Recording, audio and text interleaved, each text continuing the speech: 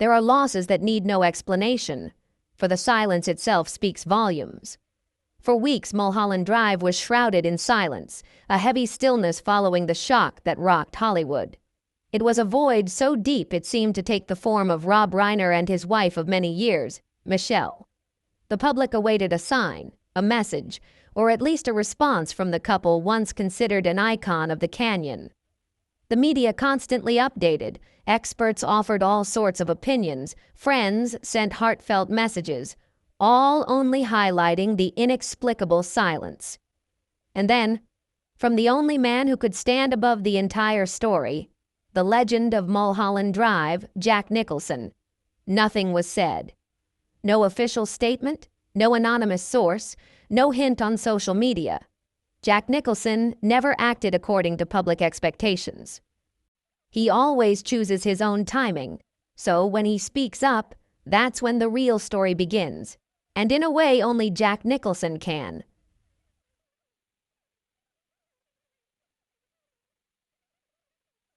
No, this was an exception.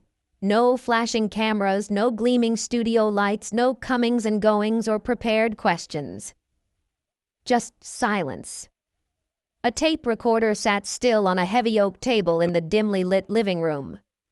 The sun was setting, casting its last golden rays across the weathered wall, as if time itself were slowing down to listen. Outside, darkness began to envelop the canyon, his refuge for decades. A place away from the world, away from the noise, from the judgment.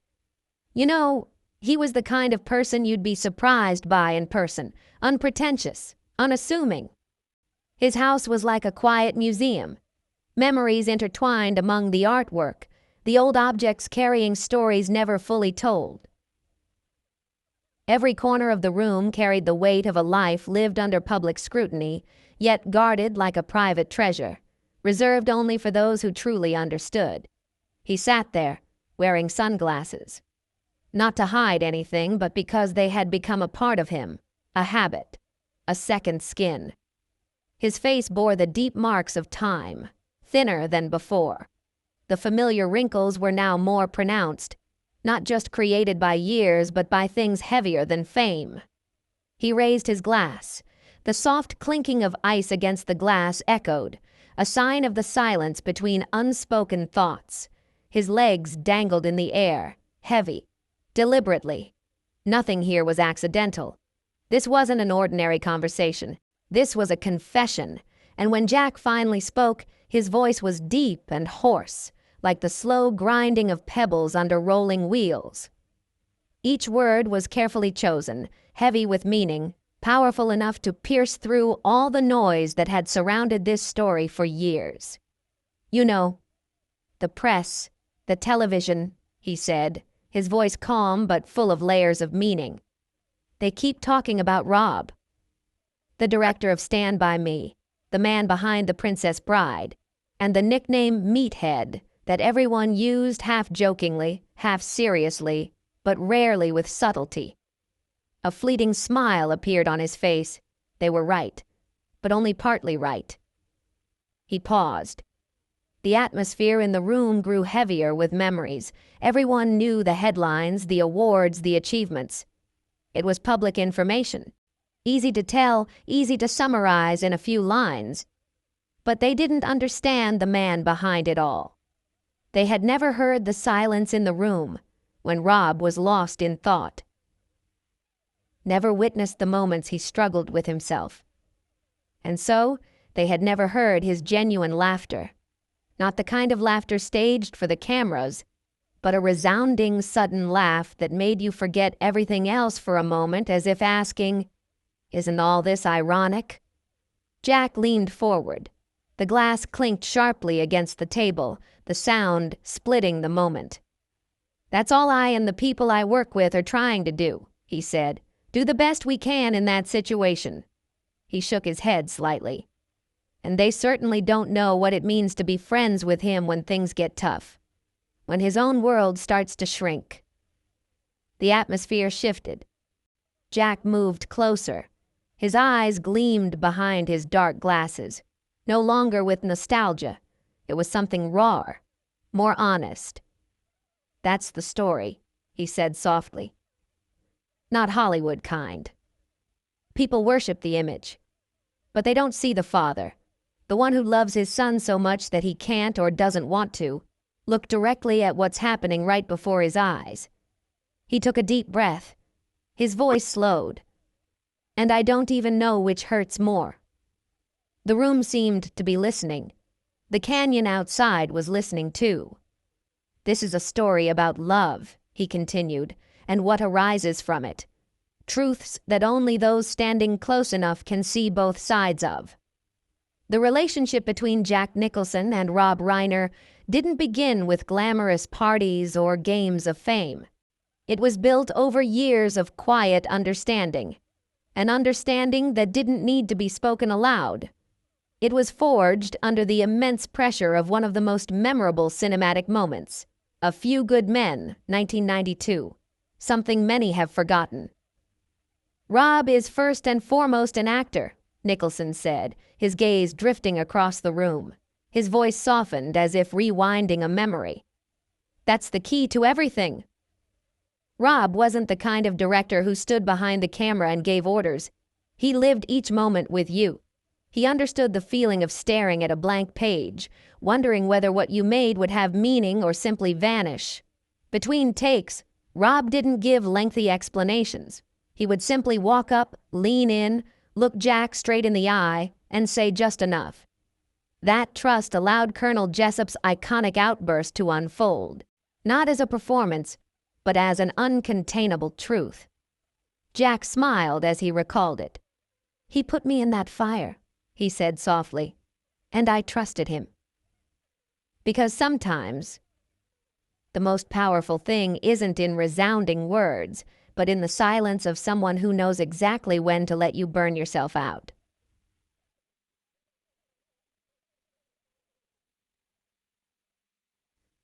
Jack paused, his lips pressed together as if holding back something too big to say. And that's all, he said softly. Just one line. But that short sentence changed the entire atmosphere in the room. Jack, never forget that. That's what Rob had said, and that was enough. He wasn't just directing the dialogue, he was leading the soul of the scene. Jack's voice softened, the kind one uses when touching upon an unforgettable memory. Then, for the first time, he told a story he'd never shared before, a quiet but powerful moment behind the camera. It was right after the most intense scene, he recalled.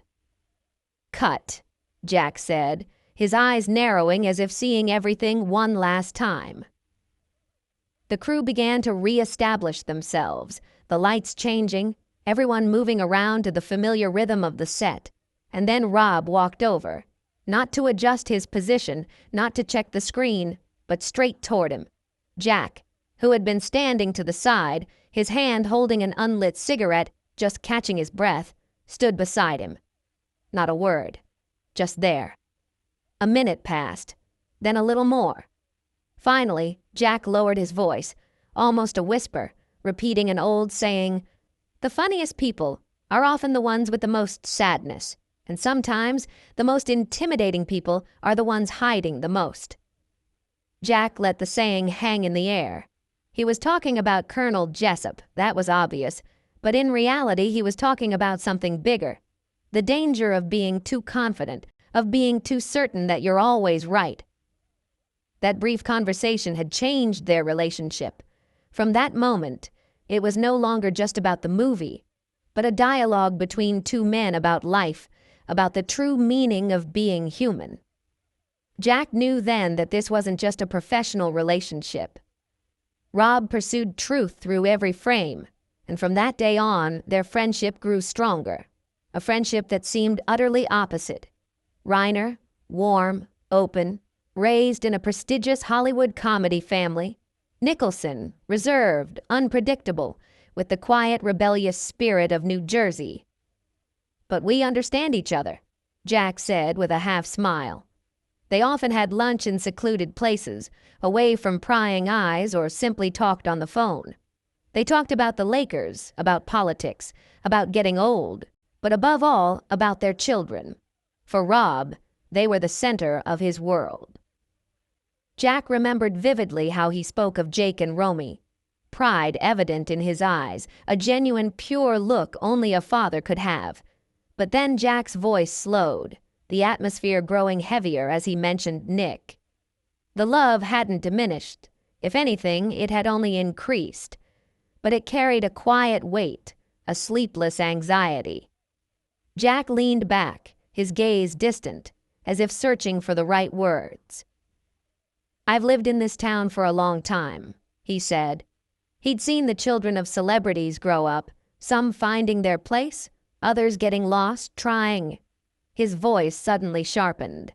This place could mess things up.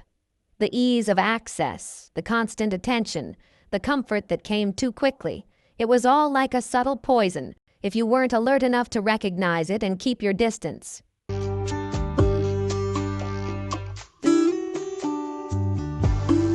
Jack took a deep breath. Rob had never been blind. He understood the risks of this place all too well. Together with Michelle, they had done their best to keep their children as simple as possible. Proper family dinners, outings together, rare, ordinary moments in a city always operating with lights and fame. They were always there when their children needed them. They were good parents. Really good. Jack's voice softened as he said that. But sometimes, no matter how strong you are, the toxic elements of this environment find a way in, through the smallest cracks, through things you can't completely control. Jack was silent for a moment, as if considering each memory. Then he mentioned that day. "The news came," he said softly. "I was at home." The phone rang very quickly. The sound broke the familiar silence. Not an agent, not someone from the industry. It was someone very close to him. The voice on the other end of the line trembled so much it was almost inaudible. Jack nodded slowly, as if reliving the moment. "There are things you can't prepare for," he murmured. "You just stay silent."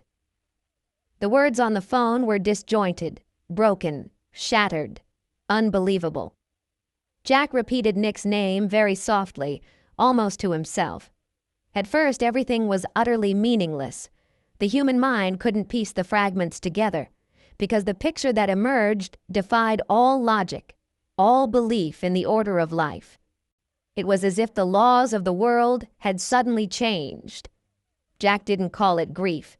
He said it felt much more empty, not a wave crashing over him, but a void, as if someone had flung open a door and all the air in the room had been sucked out. He let the silence linger before continuing. "I hung up and went outside," he recounted. The city stretched out below. Los Angeles still gleamed, still buzzed, completely unaware of what had just happened. Cars still sped down the highway. Helicopters still streaked across the sky. The sun still blazed as usual. And Jack remembered thinking, how can things continue like this? How can the world still function when, for me, it has stopped? His voice stiffened.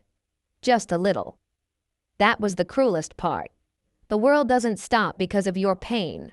It doesn't wait, nor does it look back. Jack didn't turn on the news. He said he knew what he was going to see and didn't want to witness any more. The house, once filled with laughter, was now silent. A heavy silence, carrying the shadow of memories that couldn't be erased. "I can't stop thinking about Michelle," Jack said. His voice choked. She had always been the steadfast one, the quiet anchor amidst all the turmoil. Rob, with his big, boisterous heart, was the center of that family. But Michelle, she possessed a different kind of strength. Gentle. Calm. A strength that kept things from falling apart. Jack's jaw tightened as he thought about what they had been through. Those final moments are something that never leave you. They don't appear loudly, but quietly return when everything around you is quiet, like a shadow you can't look directly at. And when the details began to be revealed, when public opinion and the media spoke out in unison, Jack only sighed. That was when the external noise contrasted sharply with the silent pain within. A gap no headline could ever fill.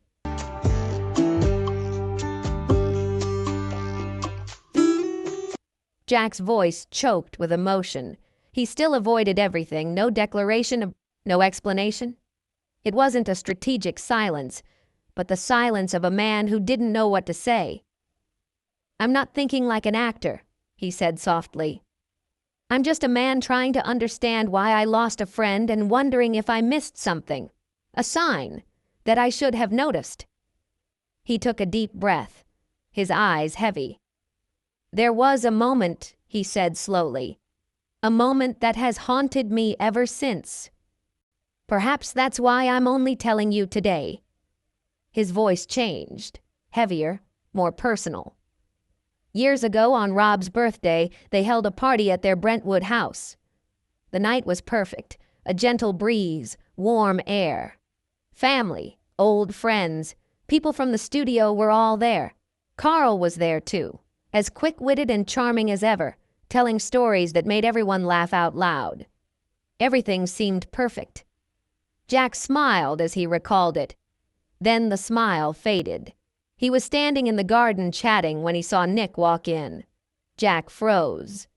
There was something in those eyes, something he couldn't forget. He'd seen it before on film sets, in late-night bars, even in his own reflection from years ago.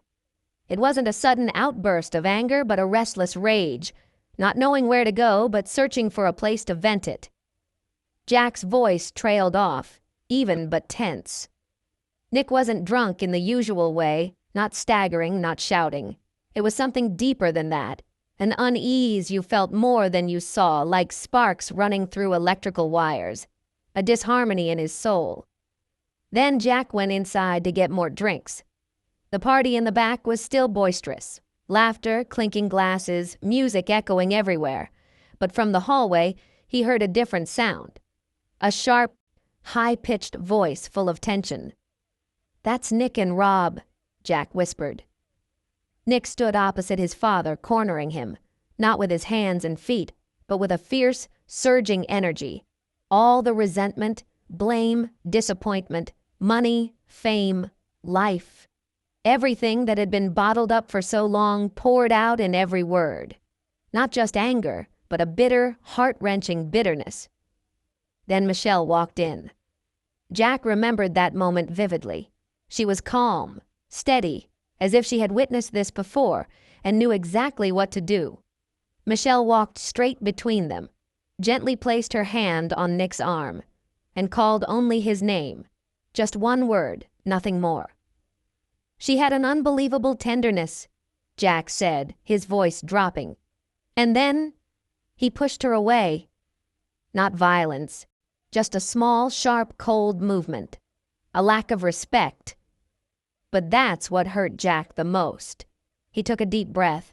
Nick stood there, facing the two people who had given him everything, but in his eyes, there was no connection, no warmth, just a cold emptiness, as if watching a storm sweep through a human body. Jack shook his head slowly. "It's like looking at someone, no longer themselves." His voice trembled as he recalled. Rob noticed Jack standing in the doorway. Their eyes met for a brief moment, but in that moment Jack saw it all. Shame, fear, pain, and, deeper than anything, an infinite love that only a father could possess. An unconditional love, one that would never let go. Jack's eyes welled up. Rob shook his head slightly as if saying, "Don't say anything. Just leave it. This is our business."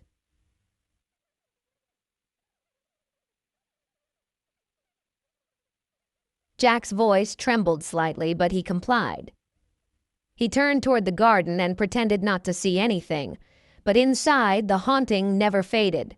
He stopped, his jaw clenched, and that was his biggest regret. His breath ragged, Jack slowly removed his sunglasses.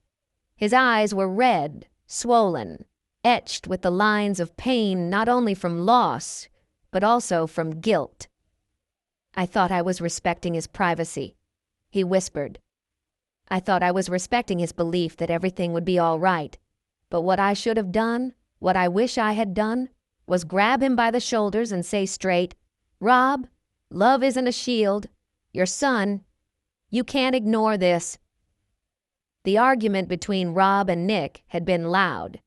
Nick's behavior at Conan's house worried the guests. One of them recalled that Rob had tried to warn his son, but Jack remained silent, understanding that he had no authority over how a father trusted his child. Jack leaned back, adjusted his glasses, and tried to regain his composure.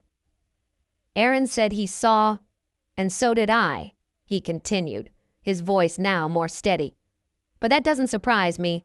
We all saw smoke, but not fire. He's just figuring things out. He'll be fine." "I did it out of love, out of respect for Rob." Jack sighed, a forced smile on his face.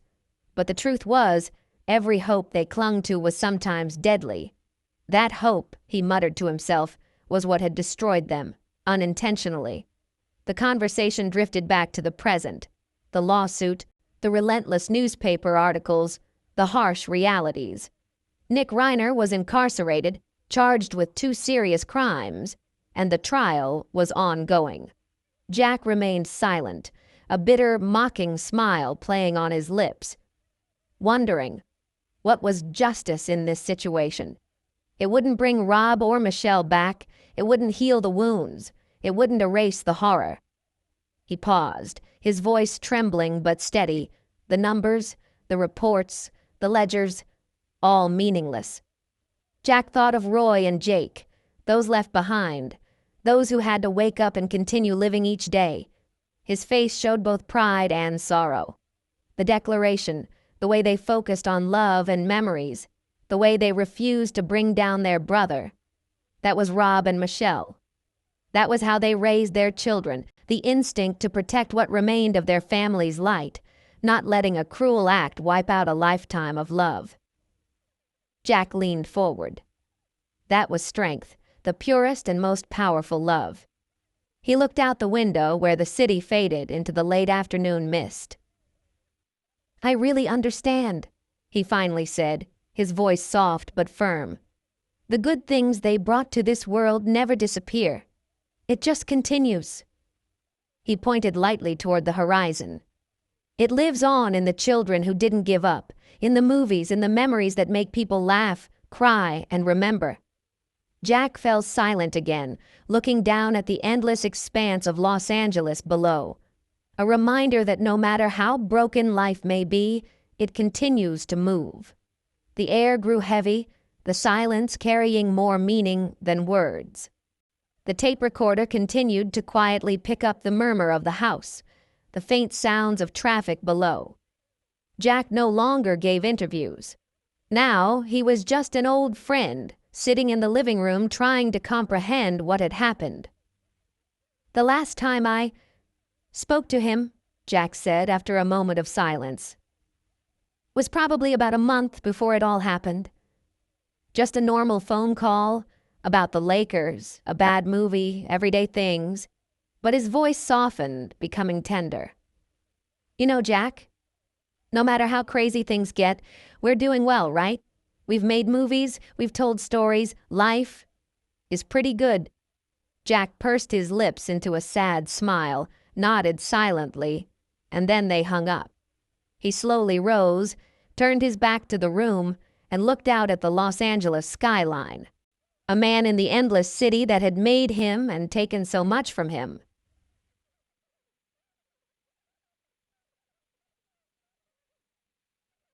Silence fell again.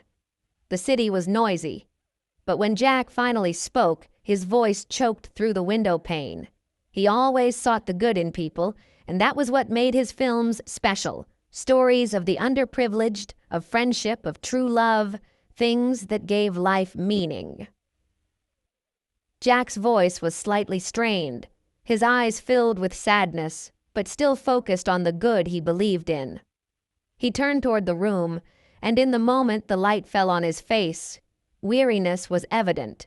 Weary, yet still standing.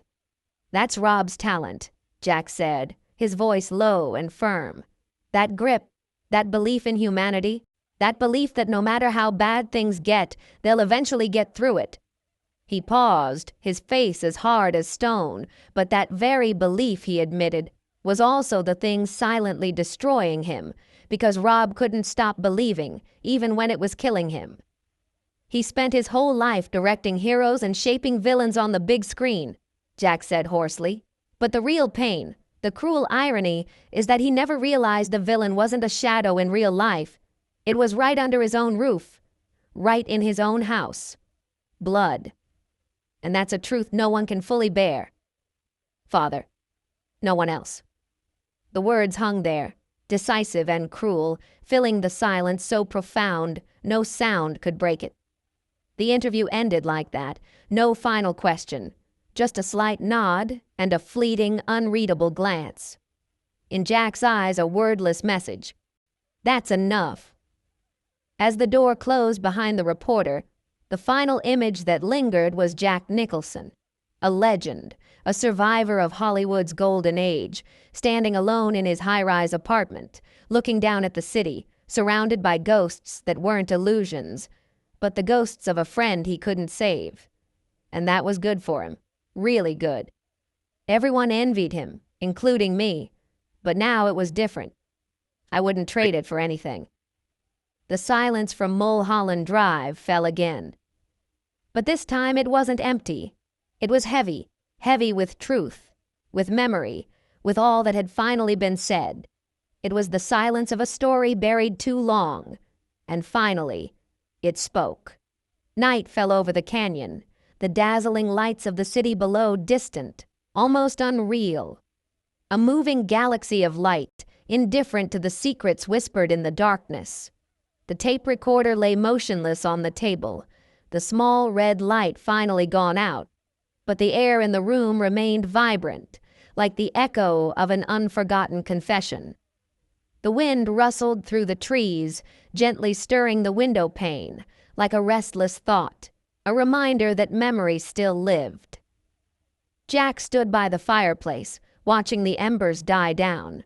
His figure flickered in the orange light, motionless as a statue, but his mind was anything but still.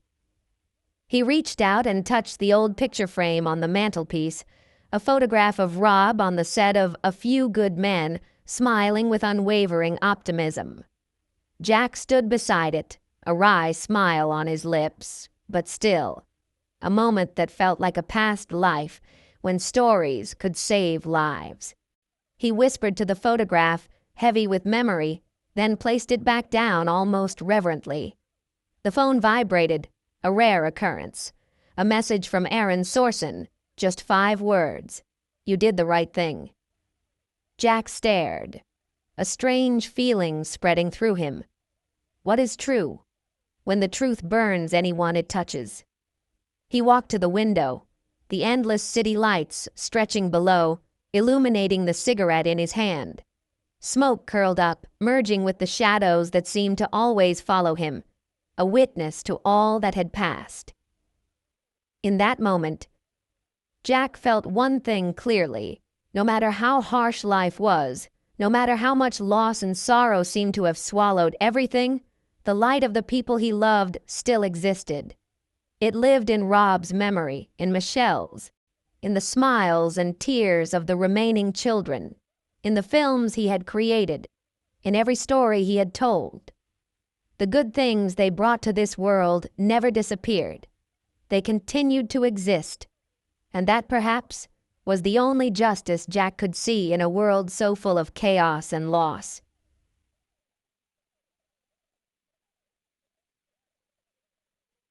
Somewhere in the distance, the howl of a coyote echoed, lonely, haunting, shattering the silence surrounding the house on Mulholland Drive.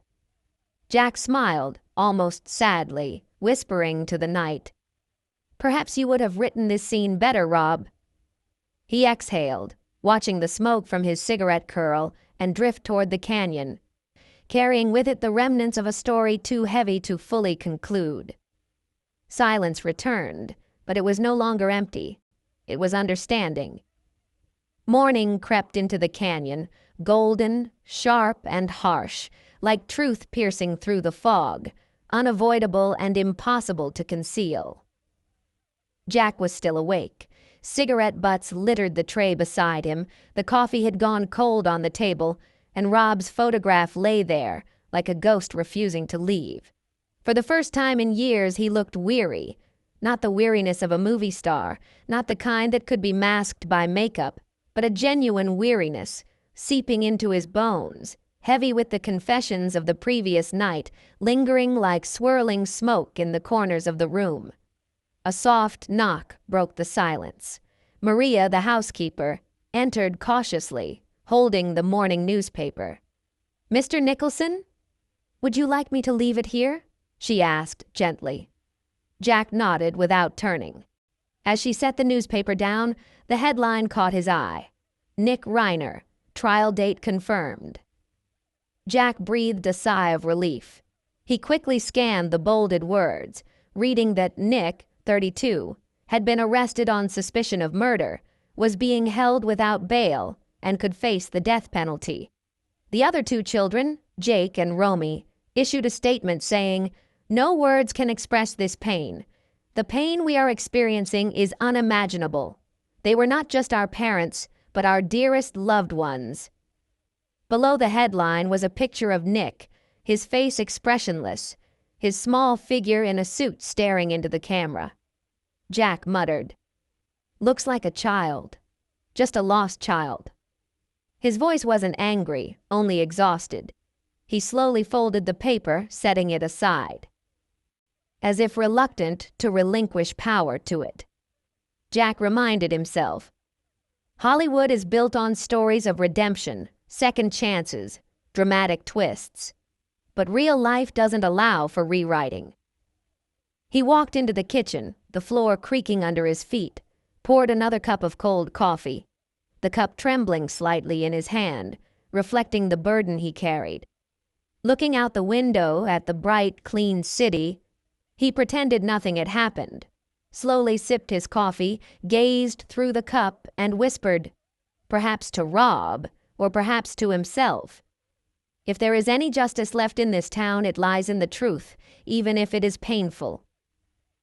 The morning sunlight flooded the room, dazzling and brilliant, enveloping Jack in its radiance, making him feel as if he were stepping into a completely new and unfamiliar landscape.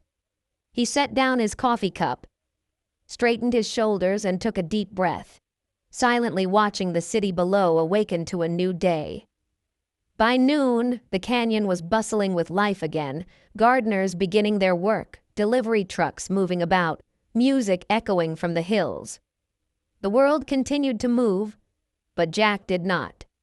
He paced back and forth, slowly and cautiously, a half-smoked cigarette in his hand, occasionally stopping by the window, as if hoping the city would answer him something, but it never would. The newspaper remained open on the table, a reminder that pain, memories, and truth always endure, no matter how much time passes.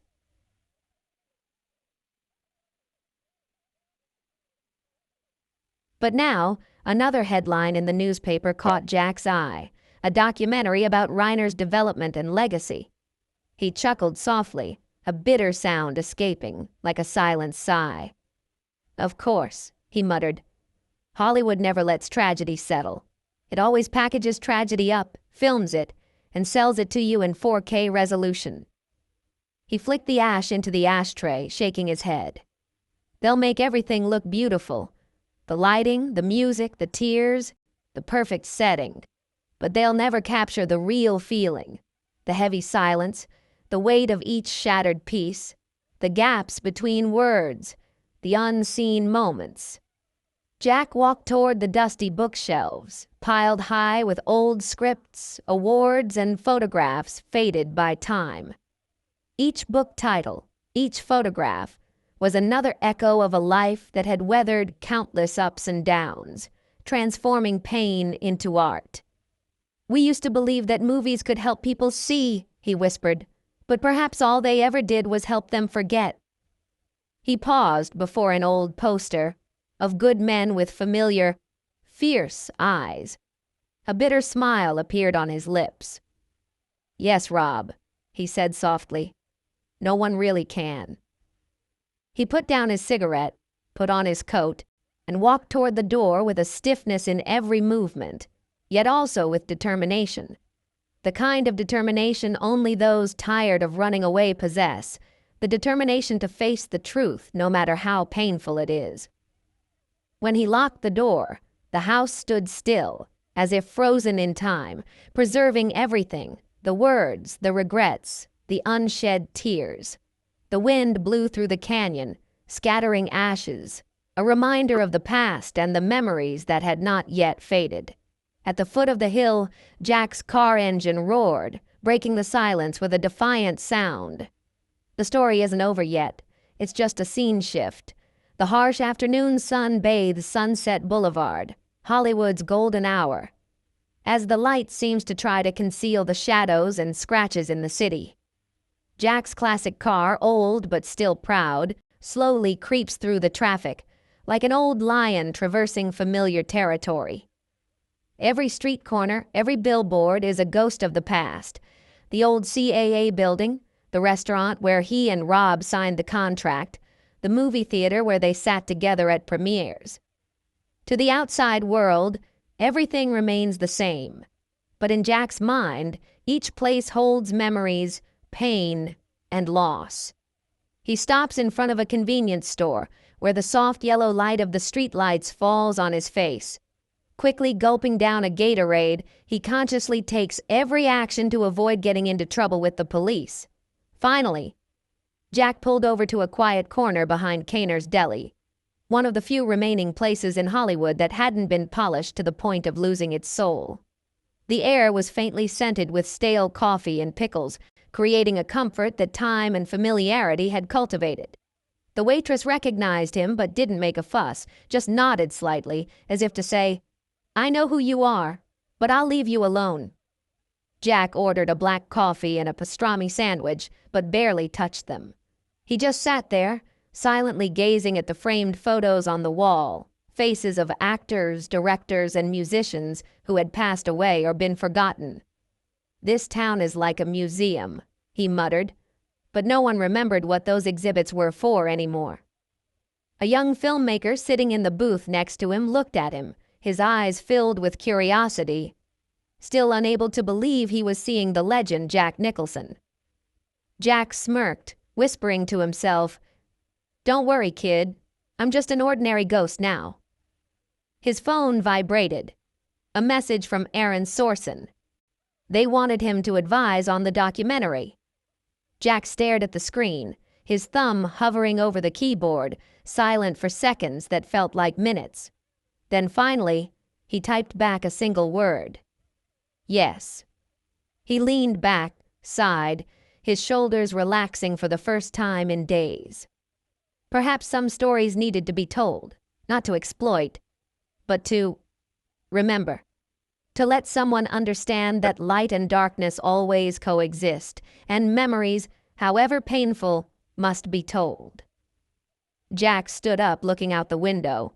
The vast city stretched out, daylight reflecting on the high-rises, streetlights, and signs. But to him, that light was just a thin veil covering the untold stories.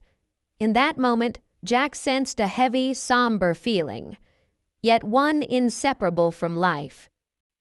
He knew that, though the tragedy of Rob and Reiner's family had been recorded and sold, the profound fragments, the private memories, the silent moments, would endure. And they, in a way, were the true legacy. Not the films, not the awards, but the living memory, preserved in the hearts of those who witnessed and cherished it. He took a deep breath, picked up the cold coffee cup, took a sip, and looked through the cup as if seeing through layers of time, through every person who had passed through his life. Jack Nicholson, the Hollywood legend, an old lion in the city he had built and which had taken a part of his soul, finally stood still in this moment, facing the truth, his memories, and himself.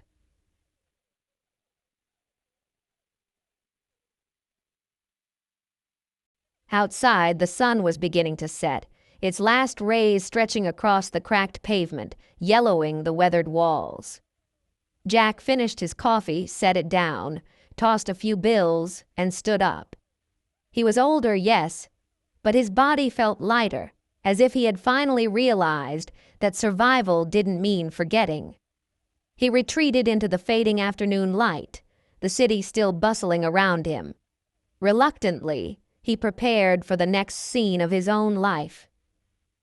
The sunset descended upon Los Angeles like a slowly closing curtain, the heat easing, the streetlights beginning to flicker.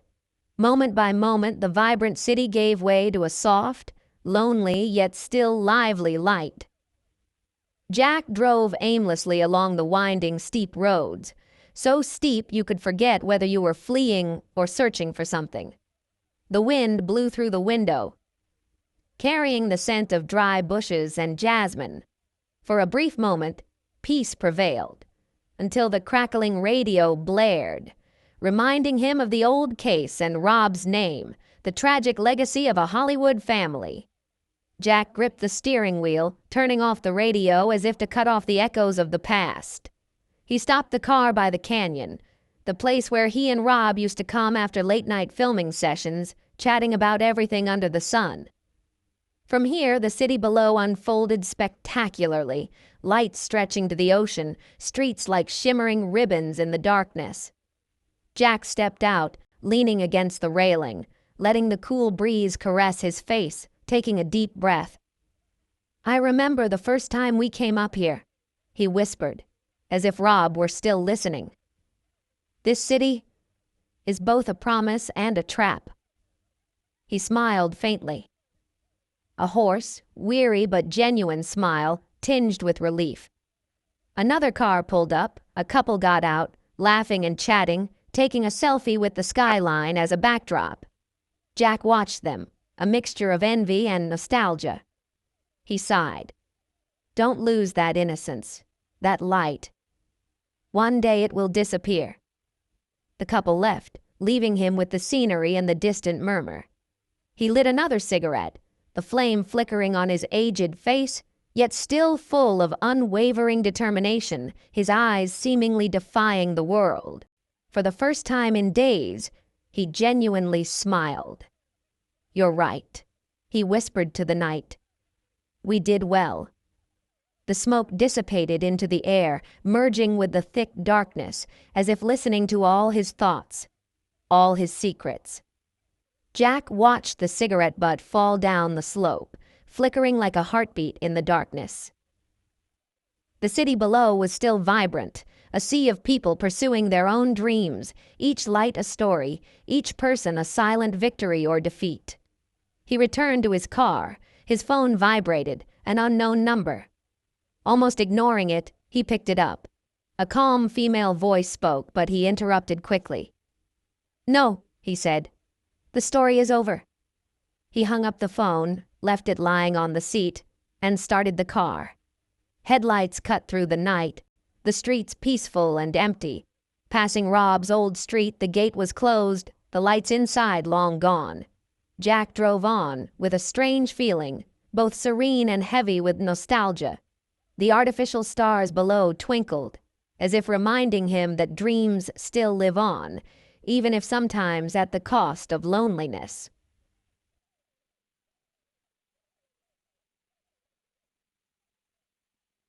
For a brief moment, Jack's heart pounded. He thought about stopping, but then decided against it. Some ghosts were better left to rest. Deep in his memory, where everything was still jumbled, he realized that some things were only worth remembering, not worth reliving. On the slope, he pulled over to the side of a small roadside bar, a place where time seemed to have stood still for decades. A neon sign flickered, casting a solitary light in the night. Inside, a few locals chatted and drank. Jack stepped inside and ordered a glass of pure whiskey. The bartender recognized him but merely nodded, saying nothing, pushing the glass forward. Jack lifted the glass, the first sip touching his lips, the warm vapor spreading, easing some of his burden. For Rob, he murmured, his eyes gazing into the distance. For those dreamers who still believe the light is worth pursuing. The jukebox played an old blues tune, and for a moment, all the burdens seemed to subside, not disappear completely, but lightened somewhat. Outside, the night continued, endless and patient, as if waiting for the next chapter of life.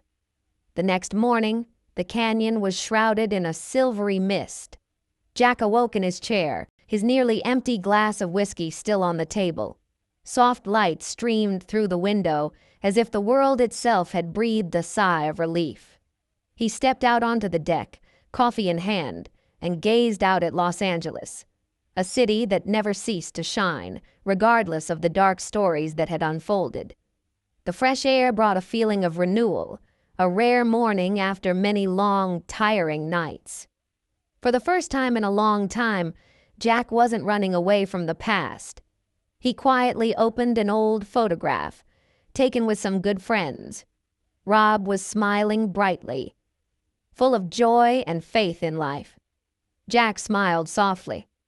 "You'll hate all this noise, won't you?" he murmured.